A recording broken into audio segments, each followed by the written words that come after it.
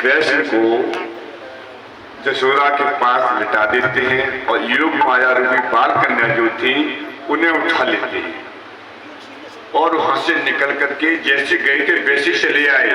गोकुल से निकल गए और निकल करके भगवान कृष्ण यमुना पार करते हैं इधर, और इधर भगवान कृष्ण वहां रोदन करना चालू कर देते हैं।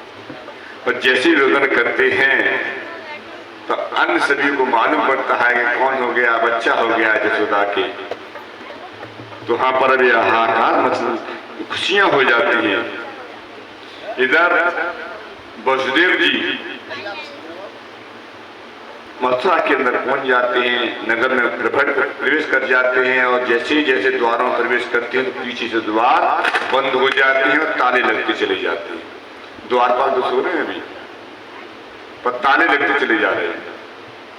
कैद जैसे ही अपने कैद खाने में जहां भगवान का अवतार हुआ था वहां पहुंचते हैं, वो भी ताले लग जाते हैं और लेकर के जैसे ही भगवान ने देवकी को योग माया के हाथ को दिया, देवकी के हाथों में तुरंत ही रेडियां हथकड़ियां लग जाती हैं, पैरों में रेडियां, हाथों में हथकड़ियां लग जाती और योग माया अब रुदन करने लगती है। वहां पर जैसे रुदन किया, रुदन की आवाज को सुन करके योग माया की को सभी द्वारपाल जाग जाते हैं और क्या कहते हैं द्वारपाल, हो गया, हो गया, हो गया। कौन हो गया?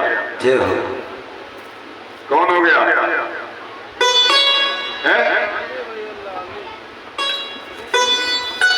यहाँ तो योग माया वो कृष्ण कहां पर है? कृष्ण तो पहुंच गए गोकुल में, मथुरा में कृष्ण अब कहां है?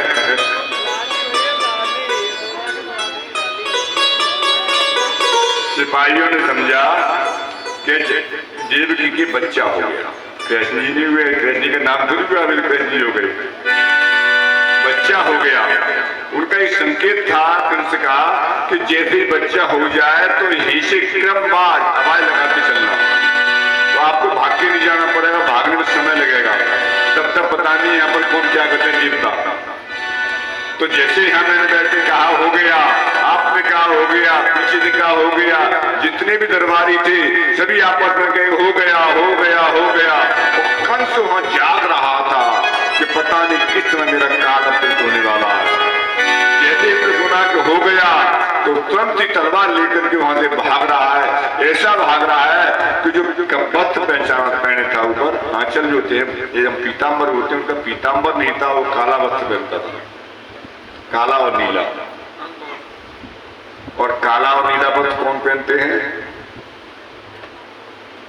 कौन पहनते हैं काला और नीला वस्त्र? कंस कौन था? राक्षस, असुर। तो जो भी काला और नीला वस्त्र पहनते हैं वो असुर होते हैं, ध्यान रखना। जो भी काला पीला वस्त्र पहनते हैं वो असुर होते हैं। वो क्यों? असुर अंधकार में ही अपना गलत कृत्य करते हैं और काला रंग और नीला रंग ये अंधकार के प्रतीक हैं। इसके प्रतीक है अंधकार। इनका रंग कैसा है? काला चिन्ह, प्रतीक माने चिन्ह, ये अंधकार के प्रतीक है। और ये रंग है तेज का प्रतीक है। सफेद रंग शांति का प्रतीक है, पीला भी शांति का ही प्रतीक है। इन वस्त्रों को धारण करनी, शांति और तेज धारण कीजिए, शांति बनाए रखिए हमेशा जीवन में अपने में। और एक बात बहुत ध्यान रखिए, जो जिस तरह का रंग का चयन अपने शरीर पे करता है उसी तरह की उसकी बुद्धि भी होती है। यदि शास्त्र से लड़ना है तो रोज काले वस्त्र पहनना, यदि शास्त्र से लड़ना है तो रोज काले वस्त्र पहनना, और घर में शांति बनाए रखनी है तो पीला है, भगवा है, लाल है, ये वस्त्र पहनना। ये शक्तिवान बनना है, तेजवान बनना है तो लाल वस्त्र पहनिए आप। लक्ष्मीवान बनना है, धनवान बनना है तो लाल वस्त्र पहनिए आप। और अपने घर को पवित्र हमेशा बनाए रखना है तो भगवा वस्त्र पहनिए। तेजवान और शांतिवान दोनों है, क्षमतावान है, सब सहन करने की क्षमता है इसके अंदर। सूर्य निकलता है तो कैसा निकलता है? पहले लाल होता है ना, फिर कैसा होता है? जब तेज बढ़ता है तो भगवा हो जाता है। तो बस उसी तरह से आइए, सूर्य के मान चमकिए, तेजवान बनिए, अपने घर को तेजवान बनाइए। जहां तेज होते हैं, प्रकाश होता है, वहां अंधकार नहीं आता है। और जहां अंधकार नहीं होगा तो वहां कोई गलत कार्य नहीं होगा। जितने भी गलत कार्य होते हैं कब होते हैं? कब होते हैं? चोरियां होती हैं तो कब होती हैं? अंधेरे में होती है, रात्रि को होती है, रात्रि में अंधेरा होता है। जो भी कोई कार्य गलत कार्य होगा वो अंधेरे में होगा। इसलिए अंधकार काले वस्त्रों को त्याग कीजिए, सफेद वस्त्र पहनिए। सफेद महिला कहती है हमने कहा तो क्रीम कलर पहन लीजिए। तो यहां पर अब क्या हो रहा था, क्या पता चल रही थी? कंस कहते भाग रहा था, सरपट सरपट सरपट दौड़ा जाए। कैसे? सरपट के बोलते सर की तरह जमीन से चिपक कर चल रहा है, भागता जा रहा है, हाथ में तलवार है, एक दो जगह गिरा दी है क्योंकि उसमें ठोकर लगी है उसमें, और गिरा दी है और गिरते गिरते उठा है। और जैसे जाकर दिखता है दरवाजे, जैसे कंस आ रहा है तो सब दरवाजे खुलते चले जा रहे हैं, खोलते चले जा रहे हैं, जल्दी जल्दी खुलते चले जा रहे हैं। और कंस पहुंचता जा रहा है, और कंस जैसे ही पहुंचा है, कहां पहुंचा है? इतना व्याकुल क्यों था कंस, ये बताइए आप। अन्य पुत्रों के वध का जन्म होने पर इतना व्याकुल नहीं हुआ, इस 8वें पुत्र के जन्म के समय इतना व्याकुल क्यों हुआ?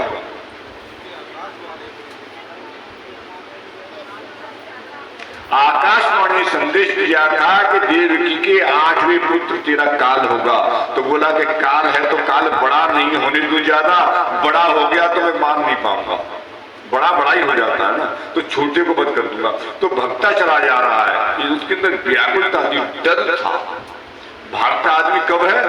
जब डर होता है। जब से आपको डर नहीं है तो आप भागोगे नहीं, खड़े रहोगे वहीं पर।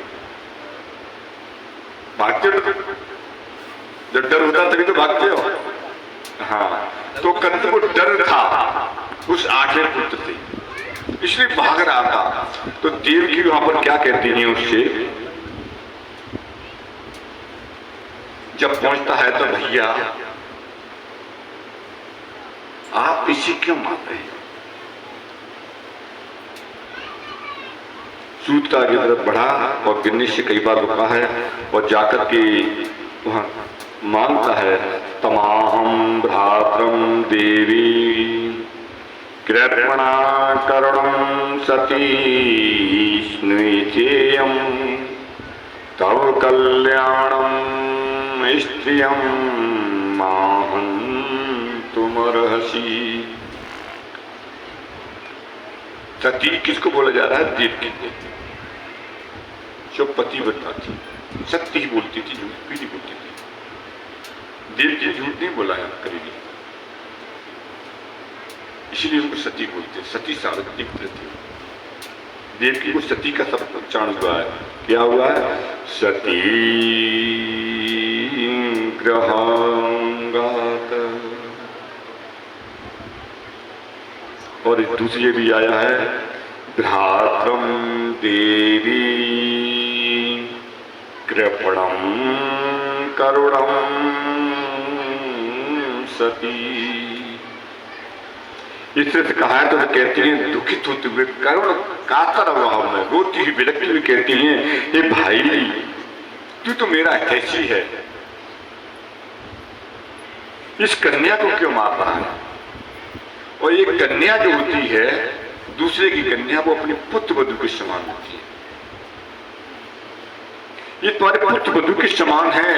दूसरी है स्त्री जाति से है, तीसरी है भैया ये छोटी बच्ची है, ये तो और बाल घाती, बच्चे की कभी हत्या नहीं करनी चाहिए, कदापि नहीं करनी चाहिए बच्चे की हत्या।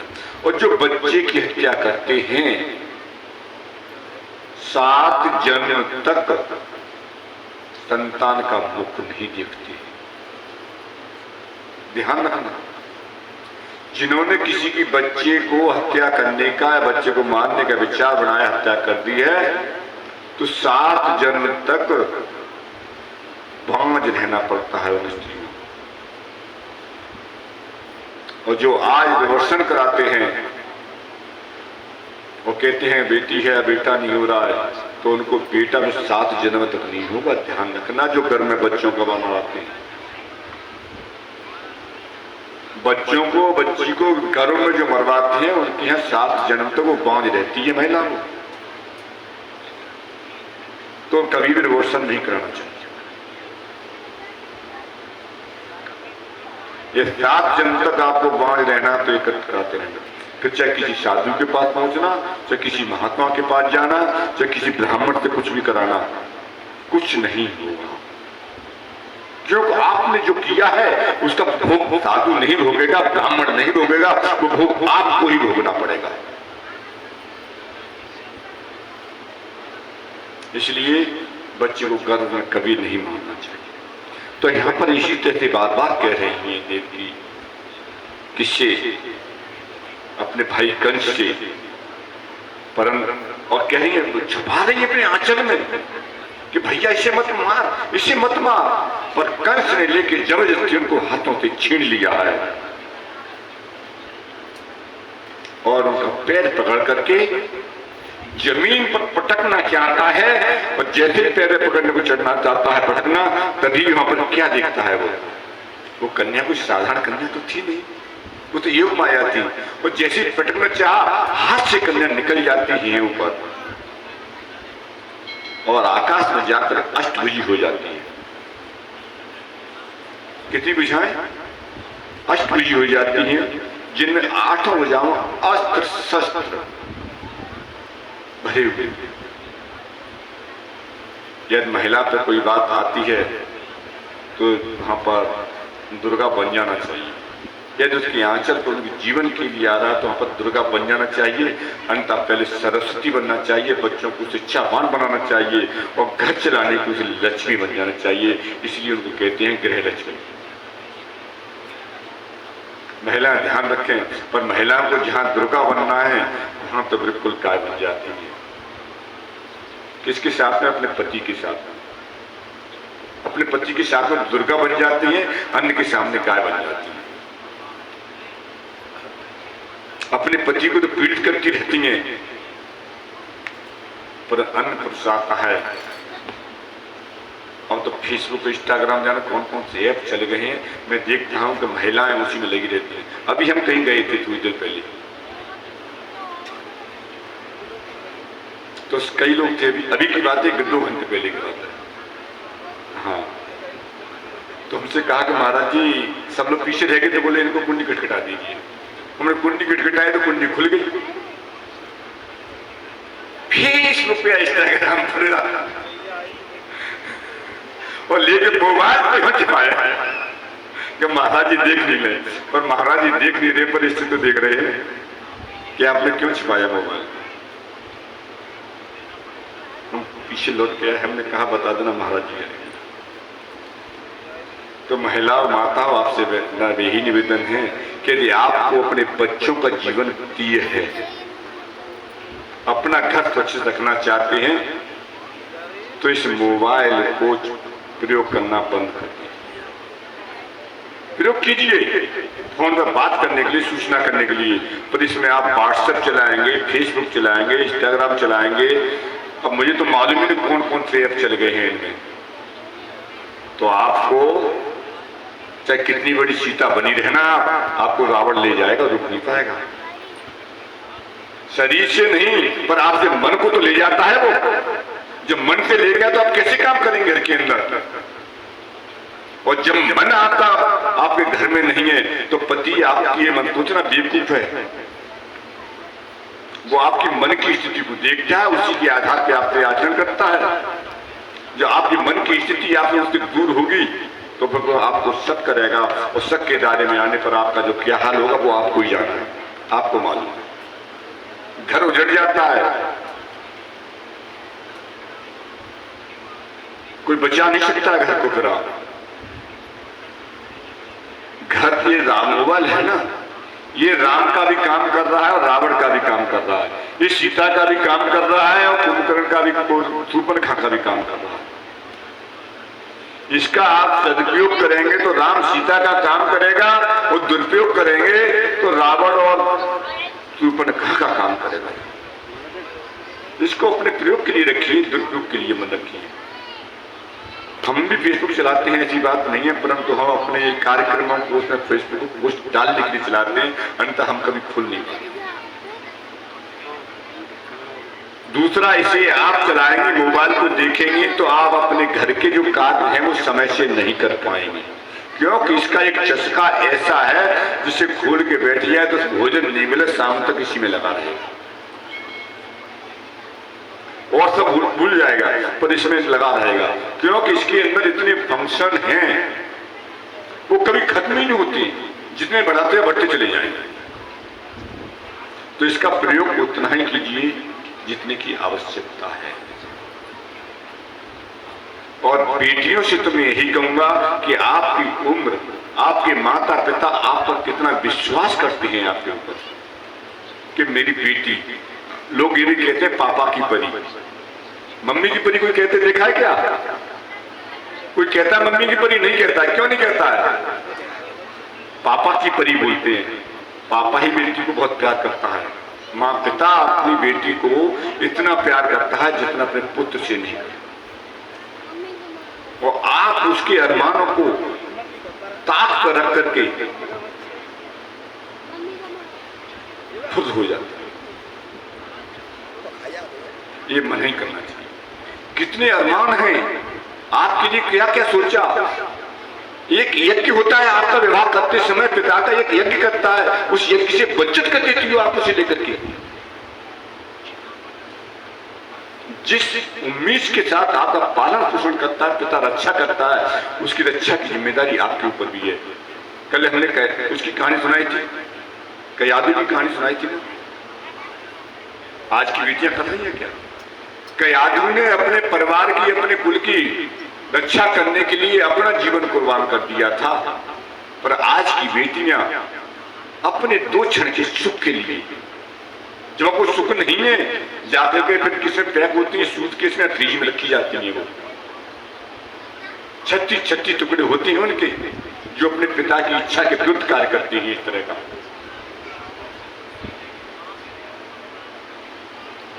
तो वो और जीवन भर कभी चैन से नहीं रह पाती है।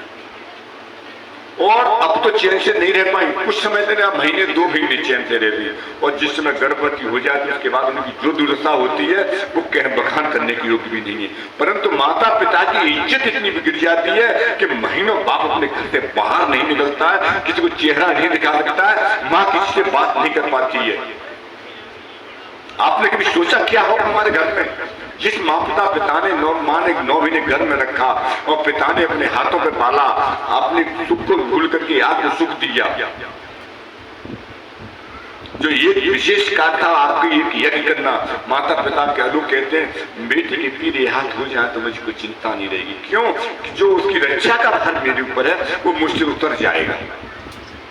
वो आप उसकी बात करती हो। ये और कहते हैं अरे पिताजी आज का मॉडर्न जमाना है। मॉडर्न जमाना है तो गू क्यों नहीं खाती जाकर? पहले गू खा तो बता दूंगा मॉडर्न जमाना क्या होता है। परंतु ये भी बताऊं, आज पुरुष हो चाहे महिला हो, गू सब खाती 90%। अच्छा ये बताइए गुटखा यहाँ पर कितने खाते हैं? तंबाकू वाला पान का गुटखा कौन कौन खाता बताना? हाथ खाना मेरे पास। जो हाथ हिला रहे हैं वो नहीं खाते, जो नहीं हिला रहे हैं वो खाते हैं। जो हाथ हिला के मना कर रहे हैं वो नहीं खाते हैं, और जो हाथ हिला के मना नहीं कर रहे हैं वो खाते हैं। इसका मतलब बड़ी समझदारी का प्रश्न है महाराज जी का, गलत जगह पर ना ले जाए। बहुत अच्छी वाणी है, समझिए। आज से 20-15 साल पहले हैदराबाद के अंदर एक चेयरमैन हुआ। पहले गुटखा बनते थे 20-25 साल पहले, बात तो सुपारी से बनते थे, पर केमिकल तो डलता था उनमें, वो सुपारी से बनते थे। पर जो आज गुटखा बन के आ रहे हैं उनकी बता रहा हूं आपको। हैदराबाद के अंदर चेयरमैन बना, तो हैदराबाद बहुत बड़ी सिटी है, उसमें चेयरमैन नाम था, महापौर हो गए। तो वो बायोकेमिस्ट का वो था विद्यार्थी। तो वो सच करता है। बायोकेमिकल का मतलब विज्ञान के संबंध में सच करना। तो केमिकल तो चेयरमैन बना तो हाँ, जो पूरी सीवर लाइन की गंदगी जाती थी, सीवर लाइन में क्या होता है मालूम है? सीवर लाइन में क्या क्या जाता है? शहर के अंदर दो नालियां होती हैं। एक तो सीवर लाइन होता है जो अंदर ही अंदर चलता है पानी बंद होकर के, उसमें जाती है लैट्रिन गटरों की। ये पानी का अलग होता है जो नालियों का पानी जाता है। उस सीवर लाइन का पानी था तो उसमें लैट्रिन जाएगी तो लैट्रिन तो तैरेगी ना ऊपर, तो वहां मलबा जम जाता था, तो गंदगी होती थी, तो काफी क्षेत्र में इतनी गंदगी हो जाती थी आदमी निकल नहीं पाता था। उसने कहा, वो निकल के गया, उसने बोले क्या है कि सीवर लाइन के टैंक बने हुए हैं यहाँ पर। जब अपना मुंह बंद करके देखा तो बहुत गंदगी उसके ऊपर। उसने बोले ये तो कुछ उपाय करना चाहिए। तो उसने केमिकलों को चेक किया, अपने केमिस्ट्री के आधार पर उसने उसमें डाल दिया तो उसकी बदबू खत्म हुई। अब उस गंदगी को कहाँ फेंके, पहाड़ बन जाएगा उसका। तो एक केमिकल उसने और डाला, उसका कलर चेंज हो गया। तो बोला कि और तीसरा केमिकल डाला, उससे भी एकदम सुखा दिया। अब बोला कि ये तो हाथ पे चेक भी किया, फिर देखा तो ये तो बहुत अच्छा लग रहा है, रोड़ी बन गई उसमें सुपारी जैसी। तब उसने लेकर के, ये गुटखा बनाने वाली फैक्ट्रियां हैं, इनमें सुपारी जाती है 800 रुपए किलो। उसने बोला कि हम आपको 100 रुपए किलो में देंगे, हम आपको 100 रुपए किलो में देंगे, आप गुटखा बनाने में काम कीजिए। अब जहां 800 रुपए किलो की सुपारी और 100 रुपए में किलो मिले तो 8 गुना फायदा हो रहा उसे। उन्होंने कहा भेज दो। तो तभी से लेकर के जितने भी शहर हैं बड़े बड़े, उनमें सीवर लाइन की लैट्रिन का पाउडर बन के आ रहा, वो गुटखा में पड़ रहा है। अब वो तो सब खा रहे हो भैया जो गुटखा खाने वाले हो। यदि गुटखा गू खाना बंद करना हो तो गुटखा खाना बंद कर देना। ये गलत नहीं बोल रहा हूं, मैं सत्य बोल रहा हूं इस चीज को लेकर के आपको।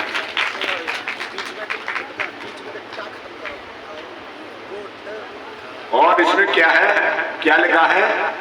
गु गु और खा, गु खा। तो भैया इस चीज को बंद कीजिए। यदि आपको गु खाना है तो ये पान मसाले वाले गुटके खाइए, ऐसे खाना बंद कर दीजिए। महाराज जी की वाणी पर सभी लोग एक बार गड़गड़ाती हुई तालियों की आवाज से स्वागत। क्योंकि बीच में से क्या हटाने के बाद में क्या हो गया, सभी पढ़े लिखे। मैं तो नहीं कहूंगा क्योंकि खाता ही नहीं, तो कहूंगा क्या। तो इसलिए या ध्यान रखिए माता बहनों, अपने बच्चियों को संस्कार दीजिए, ताकि बेटी जो है पहले होती है पिता के अधिकार में, और जिस समय उसका गोत्र मिट जाता है, पिता के गोत्र में रहती है, तो पिता उसका रक्षक होता है। और पिता का गोत्र हटते ही कब होता है, पिता का गोत्र कब हटता है? जब उसके दान कर देता है। किसका? कन्या। कन्या के गोत्र का दान होता है, वहां पर कन्या का दान नहीं होता है, ध्यान रखना। कन्या के गोत्र का दान करके कन्या हाथ में दे दी जाती है। और वैसे कहा जाए तो जिसका दान किया जाता है उसमें हमारा अधिकार नहीं होता है, जिसको दान करने से हमारा अधिकार नहीं होता है। इसी पे गोत्र का दान होता है तो गोत्र वहां चेंज हो जाता है। कन्या पे तो सब लोग बुलाते हैं, सब काम कराते हैं, अधिकार रहता है, पर गोत्र का नाम उच्चारण नहीं होता। गोत्र उसका बन जाता है जिसको दान किया जाता है, उसका अधिकार हो जाता है, उसके गोत्र चल जाता है। यहाँ पर इसलिए महिला का गोत्र चेंज होता है, न पुरुष का होता है। और जब कन्या का गोत्र दान हो गया तो अधिकार किसका हो गया? पति का। अब कौन रक्षक है उसका? अभी तक पिता था, अब उसका रक्षक और उसकी सेवा करने वाला, उसका पोषण करने वाला उसका पति होता है। एक नारी 3 के अधिकार में रहती है हमेशा। एक पिता, फिर पति। जब पति भी नहीं रहता है तो बड़े पुत्र के ऊपर आश्रित हो जाती है, पर वहां वो अपने को हीन मानने लगती है। खुल करके सब बातें जो पिता से कहती थी मुझे चाहिए लड़के ले लेती थी, वो पति से भी इतना नहीं कह पाती है, वहां प्रेम से कहती है। पिता से लड़के कहती थी, पति से प्रेम से कहती है, और पुत्र से भी दीनहीन बनकर कहती है बेटा मुझे दे देना, मुझे आवश्यकता मिल जाएगा क्या?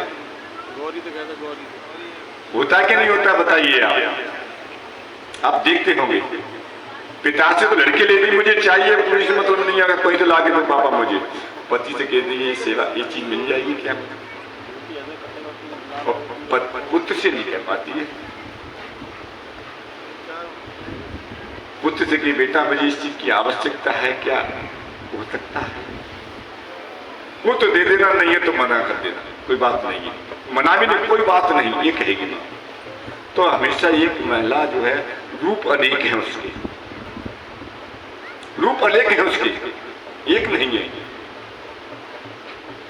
पर है एक ही, पर अधिकार तीन का रहता है। तो बेटों को सोचना चाहिए कि अब हमारी मां हमारे ऊपर निर्भर है, तो इसकी रक्षा और व्यवस्था कौन करेगा, पालन पोषण कौन करेगा? बच्चों को ही करना चाहिए, परंतु आज बच्चे नहीं कर पा रहे। क्यों?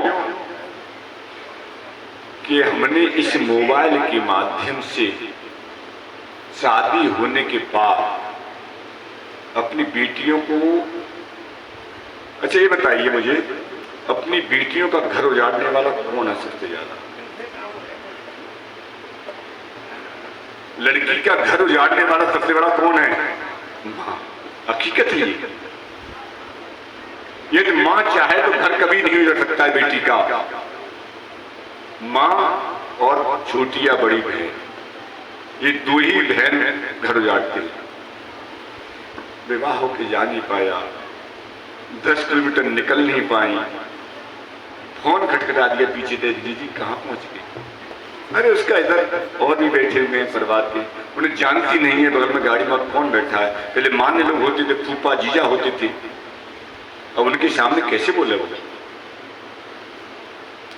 अब वो कहती है बात अभी नहीं कर रहे, तो बोले कि अभी तो डरा दी क्या तुम जीजा ने? अभी तो जीजा ने डरा दी, मैं जीजा को फोन लगाती हूँ, जीजा के नंबर फोन लगा दिया। अब जीजा बेचारा क्या करे? तो हमने कुछ सुना है, कहते हैं ना जीत साली और सिर्फ बताओ आगे कि तुम बताइए,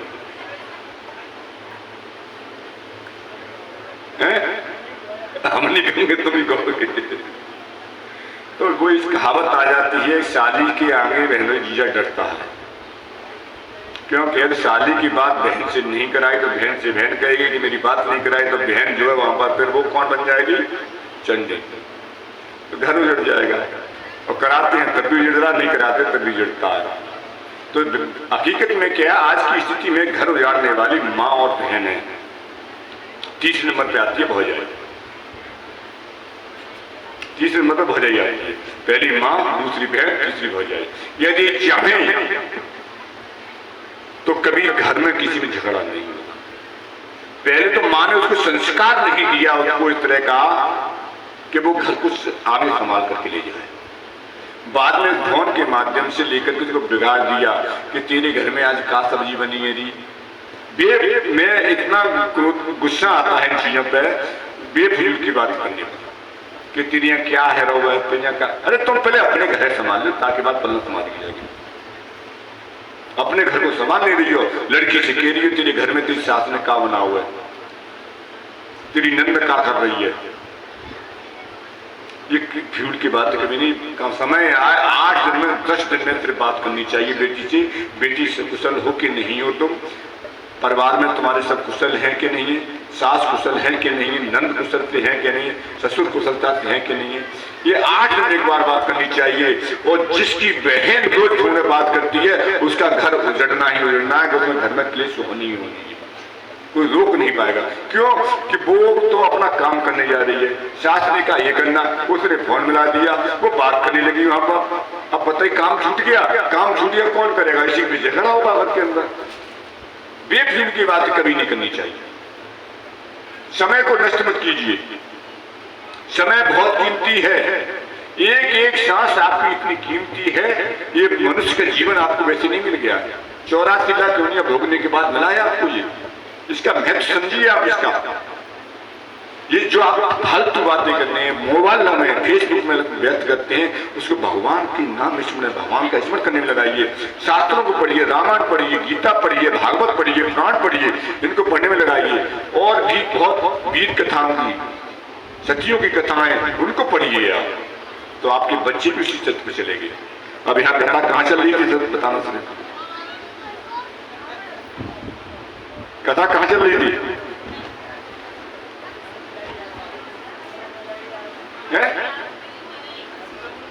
तो ले यारो, अच्छा मारी नहीं अभी तक, अच्छा तो आकाश में गति चली गई उड़ के, उसने चट्टान पर मारा तो लेकर के हाथ से छूट जाती है, अष्टभुजा बन जाती है। इनके लिए भक्तों का कल्याण करने के लिए अस्त्र शस्त्र हैं हाथों में, अस्त्र शस्त्र में लेकर के पहुंच जाती हैं और क्या कहती हैं? किम मया हत्या मंदजात खल तावंत कृतः। हे मूर्ख, मुझे मारने से तुझे क्या मिलेगा? तुझे मारने वाला यत्र को वा पूर्व सत्तुर्मा हिंसी कृपयामृता। तेरे पूर्व जन्म का शत्रु तुझे मारने के लिए स्थान ही खोला है। यहाँ पर लोग तो कहते हैं गोकुल में है जन्म लिया है। गोकुल में भगवान ने जन्म कहाँ लिया था? कथावाचक मैंने सुना है कई मंचों पर कहते हैं कि गोकुल में जन्म ले चुका है। भगवान ने जन्म कहाँ लिया था? मथुरा में, गोकुल में तो लिया ही नहीं था। तो वे हम उनको बहुत बड़ी गलती करते हैं। और भागवत में तो यही नहीं बताया कि गोकुल में लिया कि मथुरा में लिया। वहां लिया है कुंभा पूर्व सत्तुर्मा कृपया। पूर्व शत्रु किसी स्थान पर लिया है, स्थान का नाम लिया, किसी स्थान का नाम लिया है, खोला नहीं है नाम भागवत के अंदर। किसी स्थान पर पैदा हो चुका है, जन्म ले चुका है। अब तो व्यर्थ में निर्दोष बाप क्यों हत्या कर रहा है? तू निर्दोषों की हत्या मत कर, वो तो जन्म ले चुका। और भगवती युग माया कंस जैसा करके कह करके अंतर ध्यान हो जाती है। और कहां पहुंच जाती है वो? कहां पहुंची उसके बाद? पृथ्वी लोक में ही पहुंची है।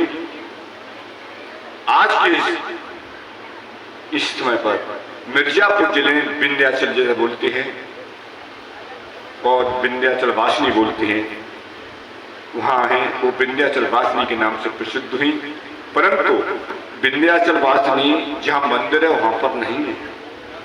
जो कंस को संकेत देके गई थी, जो विंध्याचल में मंदिर है उसमें नहीं है वो। वहां से हटके ऊपर पहाड़ है, पहाड़ पर अष्टभुजा में गुफा के अंदर है। आज हम दर्शन करने जाते हैं, वहां उनके दर्शन करने नहीं जा पाते हैं, उनके एक अंश के दर्शन करने के लिए। अष्टभुजा वाली जो विंध्याचल वासिनी है, उनके अंश के दर्शन करने के लिए जाते हैं। यहाँ दूसरे मंदिर की स्थापना की गई है, उनको कुछ अंश वहां विराजमान किया गया है।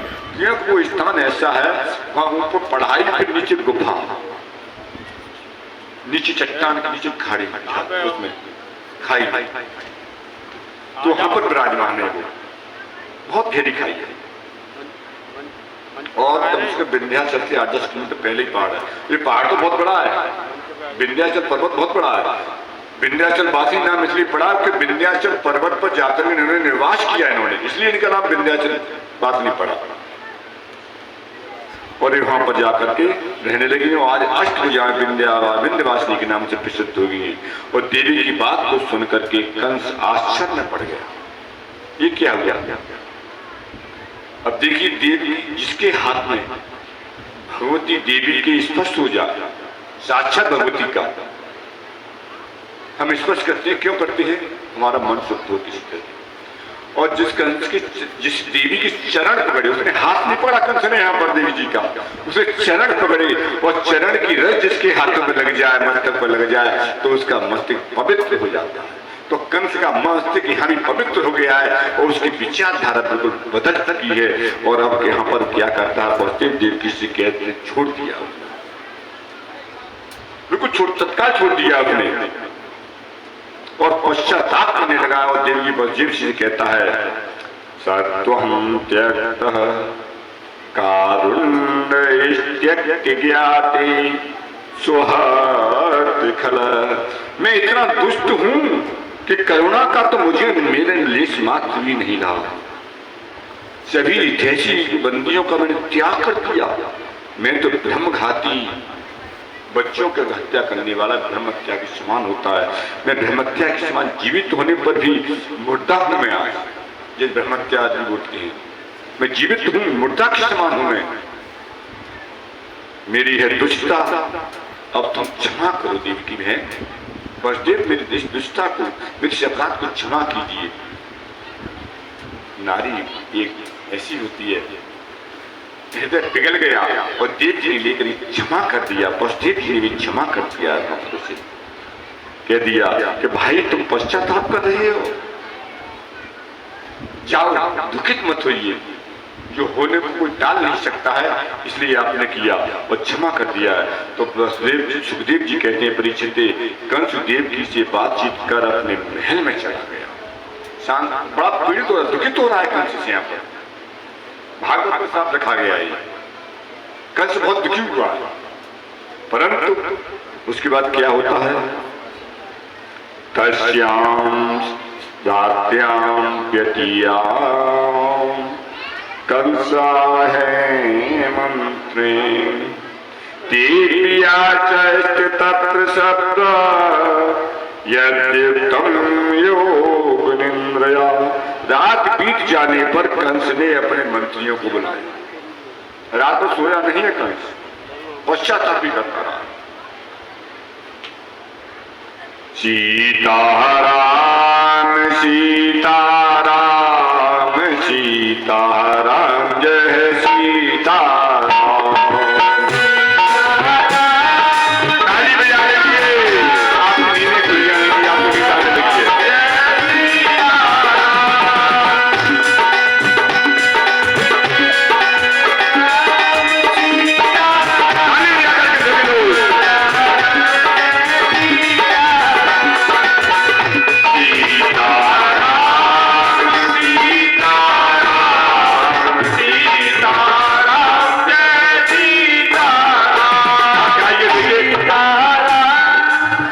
आवाज नहीं आ रही आपकी?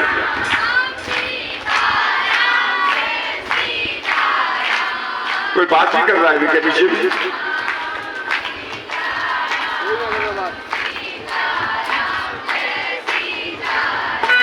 राधे श्याम राधे श्याम राधे श्याम जय राधे श्याम।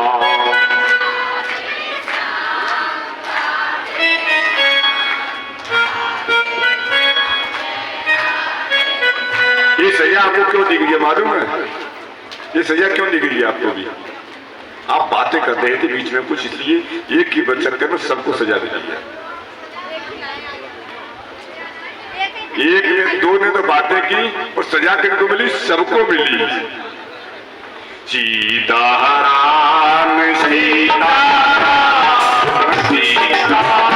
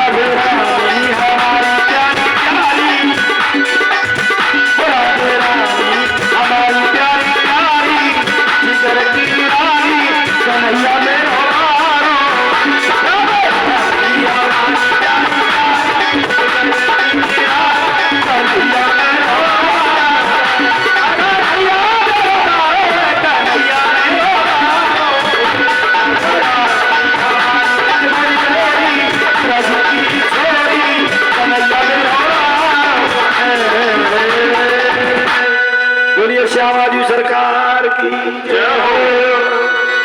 जैसे अभी महाराज जी कह रहे थे,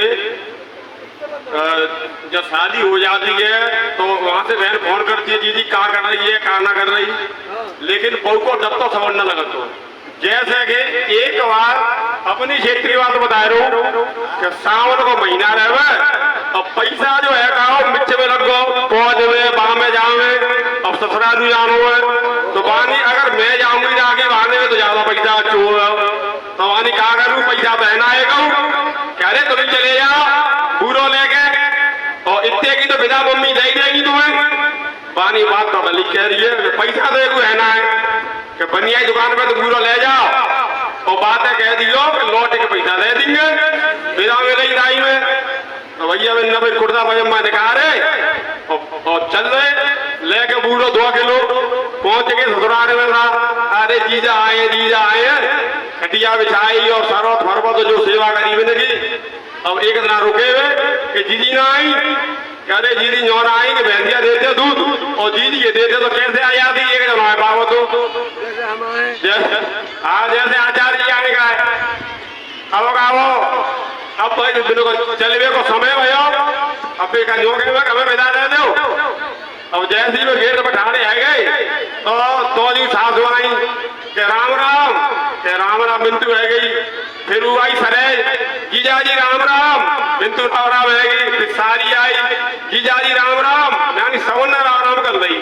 अब बाबू तो बनिया के पैसा देने ना अबू कहा कह दो है कि वह बनिया से कहा कह दू जहाँ पे तो पूरा ला जाऊँ दाते मैं तो जाई भरोसे आओगे बिना मिल जाओ।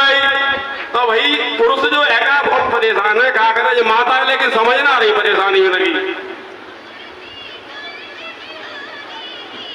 बोलो एक पुरुष भगवान की जय। अब जाते ही हमारे आचार्य जी को परेशान जो के माथे आए हैं गाय के यज्ञ कराएंगे और माँ दक्षिणा मिलेगी और आचार्य की दक्षिणा मिल रही है 10 रुपया।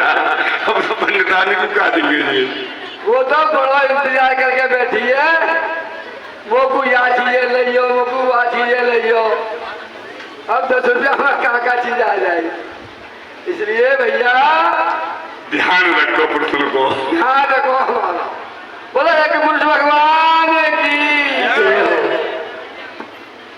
अब वहां पर जब रात बीत जाती है तो राजा अपने मंत्रियों के साथ बैठी। राजा कौन था? कंस। अपने मंत्रियों को बुलाया और मंत्री कौन थे उनके? असुरों के मंत्री तो असुर होते हैं और असुर तो दुष्ट होता है। वो धर्मात्मा के व्यक्ति से हमेशा द्वेष करता है। वो इतना द्वेष करता है कि इसका कार्य कभी भला हो न जाए। उसके लिए कोई न कोई एक रणनीति चुनता ही रहेगा सफल क्यों हो रहा है बुन के खड़ी कर देगा। तो जब कंस का तो मन शुद्ध हो गया था प्रयोग माया के माध्यम से, परंतु अब संगत किनकी मिल गई? उन मंत्रियों की। सलाहकार कौन थे? दुष्ट मंत्री दैत्य थे। नीति में निपुण तो थे नहीं, वो जानकार तो थे नहीं। तो जो है जिनके मन में आया उसने कहा कि वो दैत्य हमसे बैर करते थे। तो जब बैर करते हैं सत्यता होती है तो सत्यता निभाने के लिए सब कोई कुछ कर सकता है। तो उन्होंने ऐसे ही किया। तो कंस ने बताया कि ऐसे ऐसे कल घटना घटित हुई है। तो उन्होंने बोले अच्छा देवता पर विश्वास मत करिए, देवता कछु कर सकता है।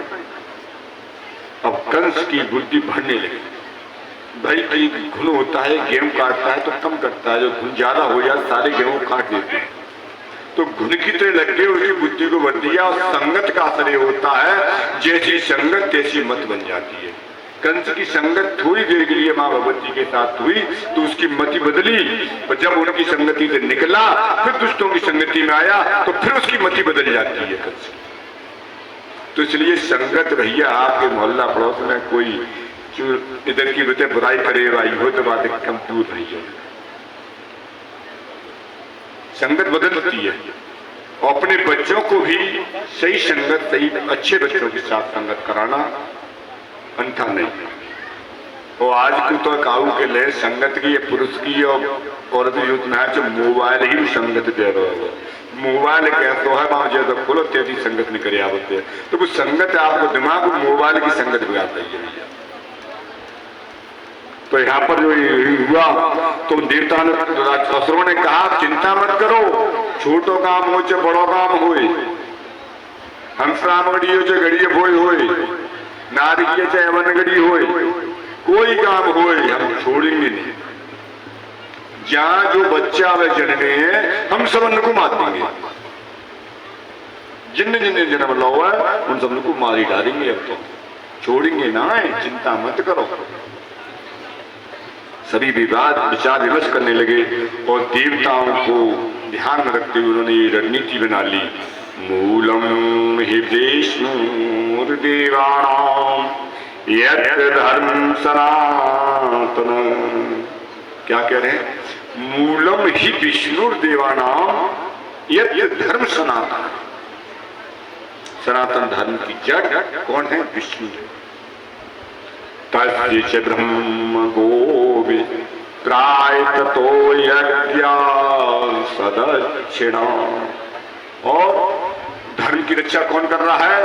ब्राह्मण कर रहे हैं, गाय कर रही है। देवता की जड़ विष्णु में, और विष्णु कहाँ रहते हैं? जहाँ सनातन धर्म रहता है। और सनातन धर्म की जड़ वेद, गाय, ब्राह्मण, तपस्या और यज्ञ है। कौन कौन है सुरेश बाबू? सनातन धर्म की जड़ कहाँ कहाँ पर है? तुम्हारा ध्यान कहाँ था? कूलर की तरफ हम देख रहे हैं। सनातन धर्म की जड़ है वेद, गाय, ब्राह्मण, तपस्या, तपस्वी और यज्ञ। ये सनातन धर्म की रक्षा करने वाले हैं, ये सनातन धर्म की जड़ है।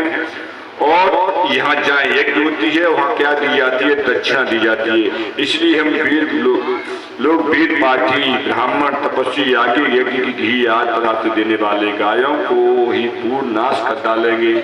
न ब्राह्मणों को छोड़ेंगे, न यज्ञ करने वालों को छोड़ेंगे, न वेदों को छोड़ेंगे, और न हम यज्ञ करने देंगे किसी को, और न गाय को छोड़ेंगे, कोई नष्ट कर डालेंगे। इतना उत्पात मचा दिया जिस तरह से रावण ने मचाया था। यज्ञ नहीं होने दे रहे हैं, ब्राह्मण जा रहे हैं उनकी चोटी काट रहे हैं, उनको प्रस्थान कर रहे हैं, वेद पाठ नहीं करने दे रहे हैं, गाय जहां मिली है गाय को पीड़ित कर रहे हैं। वही आज भी हो रहा है ना। तुम तो ब्राह्मणों को परेशान नहीं करते। जिसने ब्राह्मणों को परेशान किया उसने अपने वंश का नाश किया। ये हकीकत है। ब्राह्मण कौन से हैं? वेद पाठी, तपस्या साधना करने वाला, पूजा पाठ में मस्त रहने वाला। उन ब्राह्मणों से कोई फर्क नहीं पड़ रहा जो रोज मुर्गा काट के खा रहे हैं, दारू पीने को ब्राह्मण ना नाम के ब्राह्मण।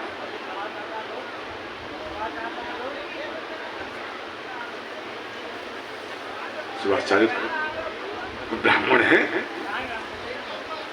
अर्जुन ने पूछ किया तो इस तरह से ब्राह्मणों को नष्ट कर दीजिए, गायों को मार डालिए। पीढ़ी की राशियों के सत्य प्रसंग प्रेरणा से हिंसा का आदेश दे दिया कंसने कि जाओ मारो, बच्चे जन्मे उनको मारिए, ये कुछ भी कीजिए। आयु श्रियम यशो धर्म लोकानाम। परीक्षित जो महान संत पुरुषों का अनादर करते हैं, ब्राह्मण संत पुरुषों को तो कहा मैंने, जो संत पुरुषों का अनादर करते हैं, इश्क कर्म से उनका क्या होता मालूम है? उनकी उम्र कम होती है, घर में दरिद्रता आती है, लक्ष्मी चली जाती है, कीर्ति का नाश होता है, धर्म नष्ट हो जाता है, लोक और परलोक सभी नष्ट हो जाते हैं, कल्याण के रास्ते सभी नष्ट हो जाते हैं, कोई कल्याण का रास्ता वहां पर नहीं बचता है। यहाँ भागवत में भगवान की वाणी के द्वारा से आ गया है। ये तो यहाँ पर उपदेश दिया है। अब देखना इधर गोकुल में अब क्या हो रहा है। भैया भगवान कृष्ण गोकुल में पहुंच गए हैं, यशोदा के बगल में लेटे हुए हैं। अब यहाँ क्या हो रहा है? यहाँ देखते हैं कि नंद बाबा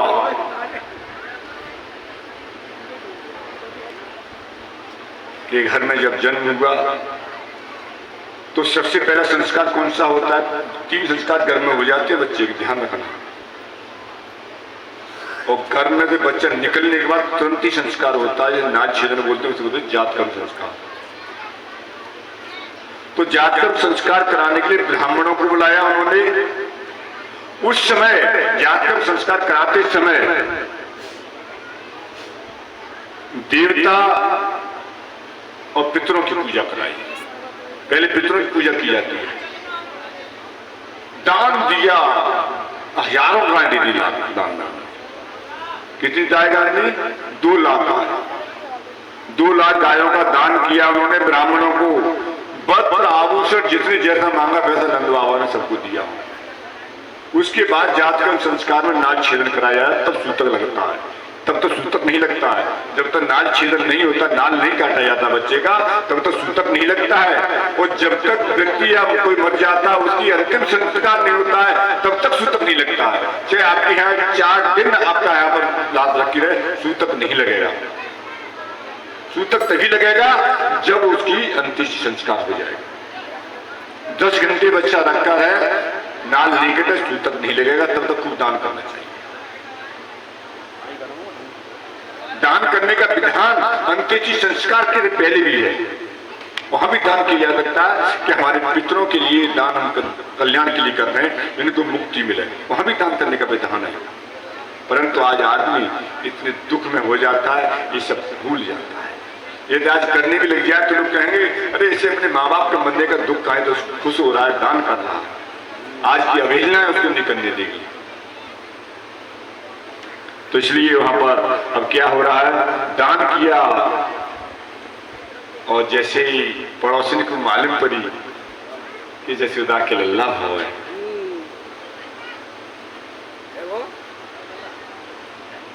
तो ये कहते जसोदा के लल्ला है।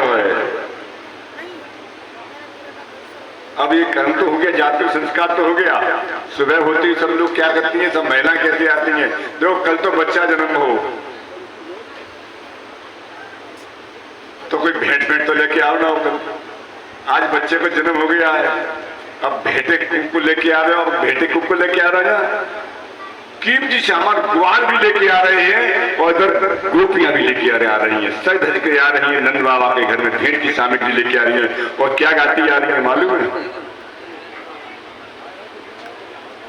मन्नत मांग रही है, आ रही है, नौशावर कर रही है और गाती जा रही है, कोई गोदी उठा लो मेरा।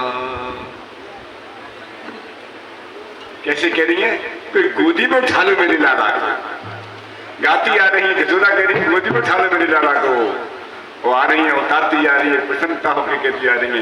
तो जो भी भैया अपने लाए हो बधाई का सामान भगवान का वो देते ना, इनको दे रहे हैं, पुरुष तो दे रहे हैं नंद बाबा को और महिला गोपियां दे रही हैं जसोदा को।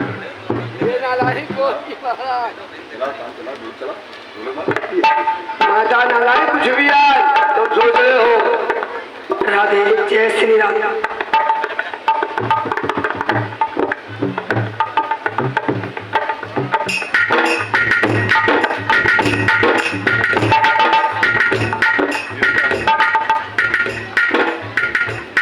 आज की लीला 2 दिन है। आज तो पहले बधाई चलेगी, पहले आ जाए सभी बधाइयां दीजिए। और जसोदा का आनंद ऐसा हो गया है, जगह नहीं मिल रही है, बधाई झूम रहे हैं, सब खुशी में झूम रहे हैं। क्योंकि जिसके बच्चा नहीं होता तो पड़ोसियों को बहुत खुशी होती है।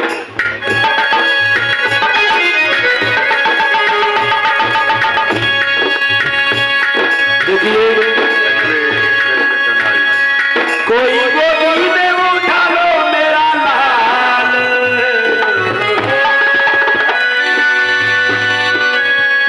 कोई गोदी में उठा लो मेरा लाल, मेरा छोटा, कोई गोदी में उठा लो मेरा लाल।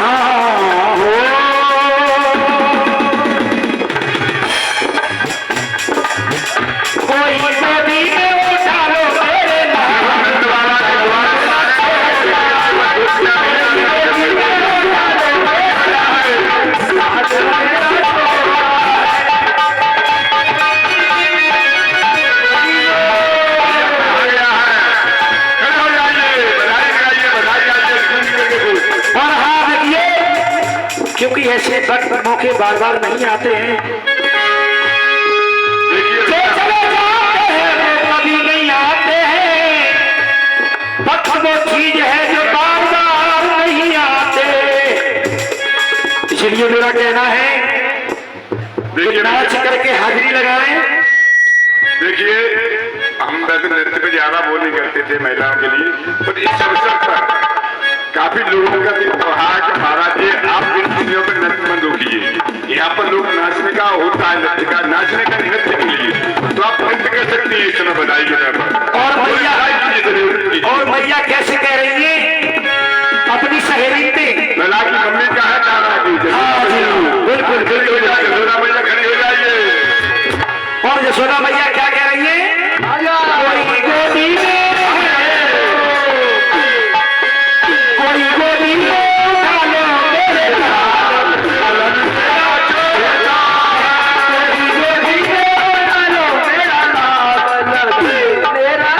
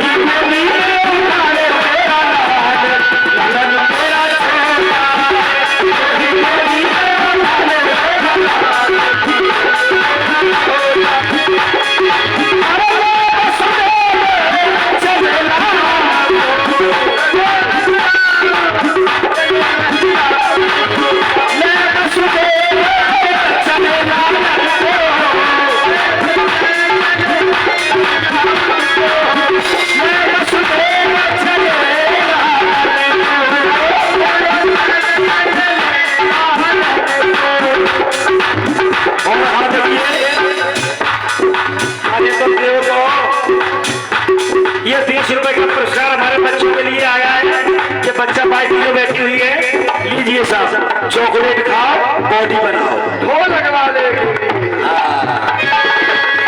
कोई गोदी में, कोई गोदी में डालो मेरा लाल, अलग मेरा छोटा, कोई गोदी में डालो मेरा लाल, अलग मेरा छोटा। अरे ले बसुदेव चले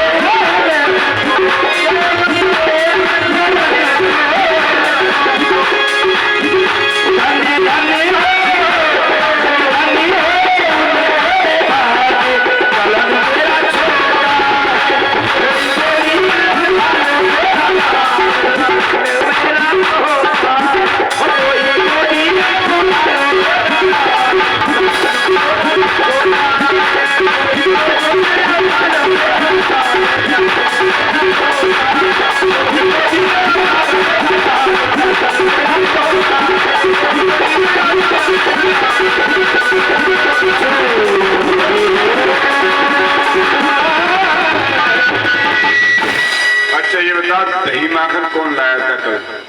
लाइए कहां जो दही माखन लेके आए वो बाहर निकल के ना चले। भाई एक बार समझ ना आई हमारी में जो दही माखन लेके वो बाहर आ जाए, जो जो दही लेके आए थे। महाराज जी भाई हम बुढ़े हो गए, बुढ़े हम तो बहुत भागवत किए हैं, बहुत यज्ञ किए हैं, पर हमने जच्चा करना चलना देखी। जच्चा में चुनौता कि जच्चा घूमना चाहिए, और बाकी दौड़ानी जिठानी नंद अड़ोसन पड़ोसन चुपचाप बैठी है। ये कौन सी बात है भाई? ये नंद बाबा सोनो चांदी लुटा रहे हैं, वहां में व्यस्त नहीं है भाई। ये तो कोई बात अच्छी नहीं है भैया। ये कौन सी बात नहीं है हमारी? अच्छा आप लोग पहले खड़े हुए, दही लेके आए, वो दही दीजिए थोड़ा सा। नीटू दही दीजिए थोड़ा सा। दही रोजा दही सब खड़े हुए पहले, आप सभी खड़े हुए एक बार को आप।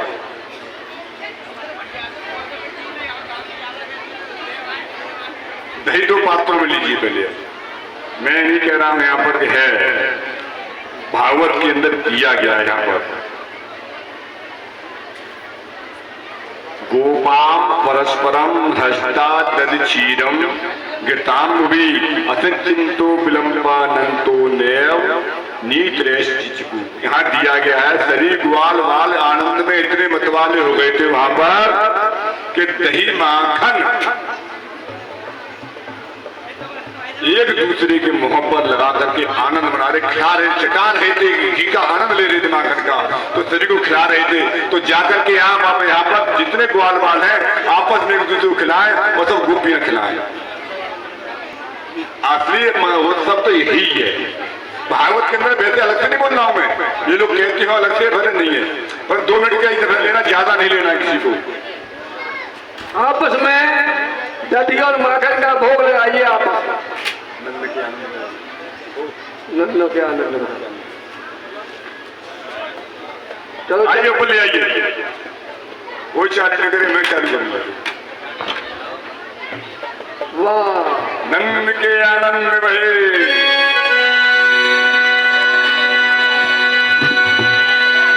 क्या समझ चलाओ। जय हो। नंद के आनंद बहे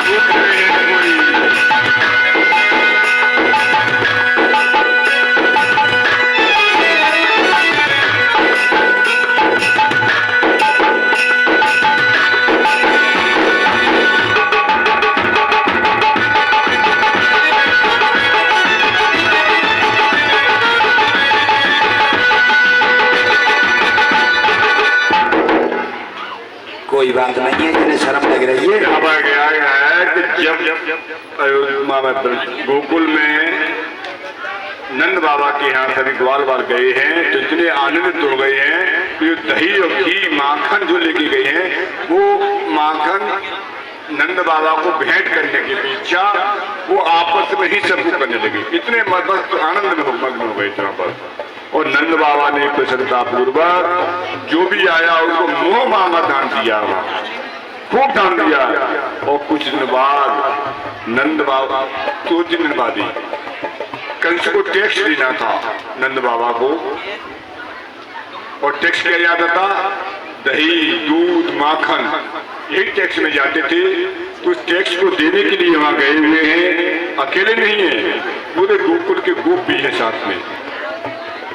और उसका जो वार्षिक का चलता था, ये एक गांव बने हुए थे, यहाँ से आज आएगा, यहाँ से कल आएगा, परसों वहां से आएगा।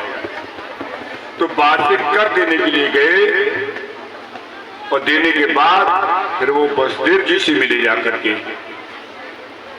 वसुदेव जी से वार्तालाप हुआ तो बसदेव जी ने, एक तपस्वी थे, उन्होंने देखा कि कुछ गड़बड़ होने वाला है। तो नंद बाबा से कहते हैं कि आपने टैक्स चुका दिया? कि हाँ चुका दिया। अब विलंब मत करो तुम, अब गोकुल को जाओ। वो क्यों? कि गोकुल में कुछ अपघटनाएं हो रही हैं आजकल, अब विलंब मत कीजिए, आप जाइए। तो नंद बाबा ने कहा कि यदि बसदेव जी कह रहे हैं तो कुछ हो सकता है, झूठ नहीं बोलते हैं, सत्य बोलते हैं। तो तुरंत ही चल देते हैं। और रास्ते में आके और विचार किया कि बसदेव ने ऐसा क्यों किया, क्यों कहा हमसे, कोई घटना घटित होने वाली है। तो ग्वालों से कहते हैं जल्दी जल्दी चलो भाई, गोकुल में जल्दी जल्दी चलिए, रुको मत, अब नहीं रुकना चाहिए यहाँ पर। जैसे पूछते हैं, पहुंचते तो इधर क्या होता है गोकुल में, सभी सखियां बधाई देने जाती थी, रोज पूछने जाती थी। तो पूतना आ जाती है और अपना एक सुंदर भेष बनाती है, बहुत सुंदर स्त्री का भेष बनाती है। जब पूतना अपने रूप में जाती तो पहचान ली जाती वहां पर कि कोई राक्षसी है, तो उसे डर के सब भाग जाते, सचेत हो जाते। तो सुंदर गोपी का रूप बना करके जाती है और कहती है, गोपी पूछती है, बहना कहाँ जा रही हो? तो ना मालूम दी, हम तो वहीं तो जा रही हैं। कहाँ के? नंद बाबा के लल्ला हो, तो ना मालूम, नंद बाबा के जा रहे हैं हम तो। कि अच्छा, तो मैं चलूंगा? कि हाँ चल तुम। तो वो गोपियों के साथ पहुंच जाती है, नंद बाबा के यहाँ पहुंच गई और पहुंच जाती है। तो जसोदा से कहती है, अरे जसोदा अपने बच्चा को तो दिखाई दे मुझे का। तो जसोदा कहती है, तो क्या सो रहो? भगवान समझ जाते हैं कि मेरी समान मेरी जब भक्तों को मारने के लिए आई हुई है और अब मेरे चक्कर में मार रही है, तो रुदन करने लग जाते हैं। जैसे भगवान रुदन करते हैं तो बाल घातनी बच्चों को मारने वाली झट से उठाने के लिए जाती है। अब यहां भगवान की लीला देखिए, क्या करते हैं भगवान लीला। अच्छा ये बताइए, कोई पापी व्यक्ति पहले होते थे,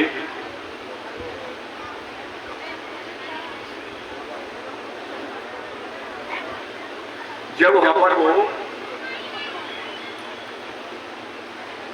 पापी पहुंच जाती है तो क्या आप पापी का मुंह देखना चाहते हैं?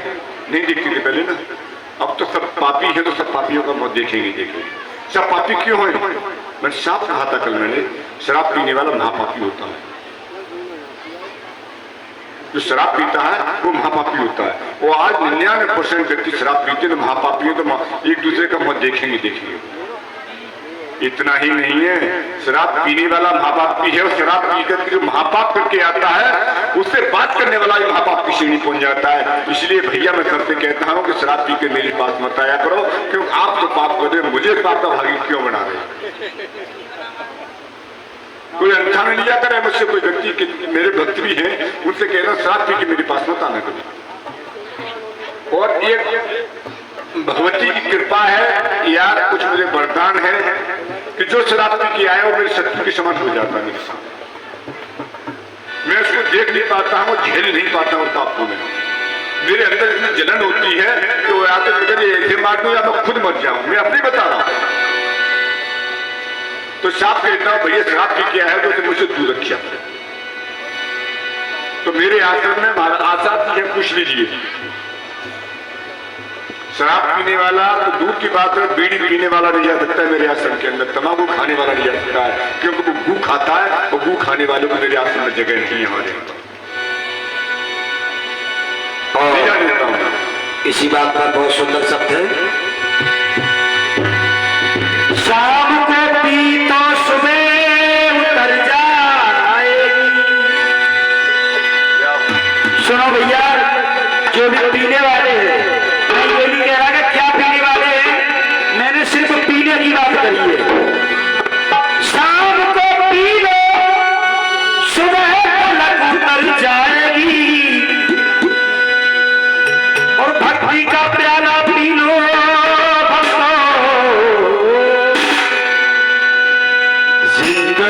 नशे में गुजर जाएगी।